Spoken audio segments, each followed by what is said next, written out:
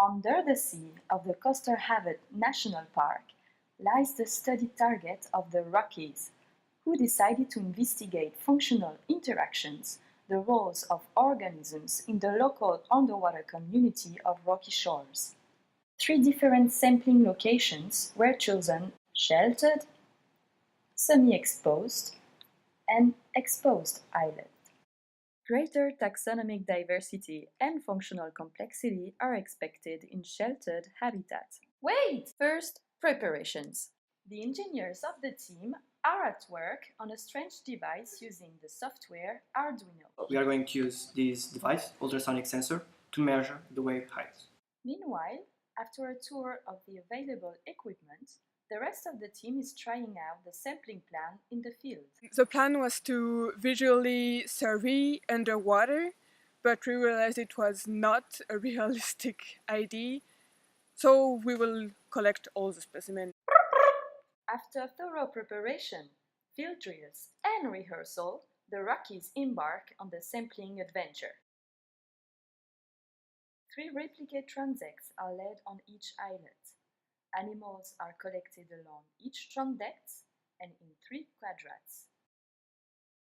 Even though their boat riding skills are strained, the Rockies are unstoppable.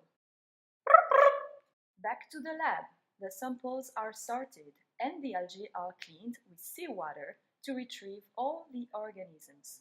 But there is still some field outings to do, so the engineers set sail again despite the harsh conditions to install the wave measurement devices on each islet.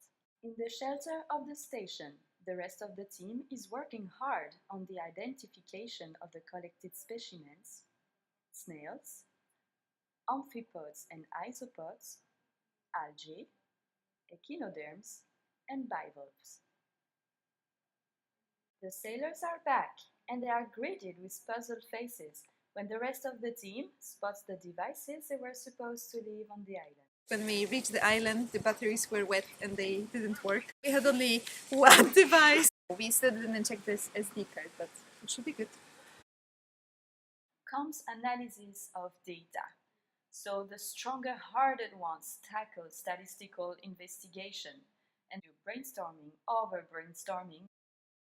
Species were categorized into functional groups according to feeding strategies, life habits, and size. Lesser number of functional groups were observed on the exposed than the sheltered islet. Further studies could carry on deeper into the subject.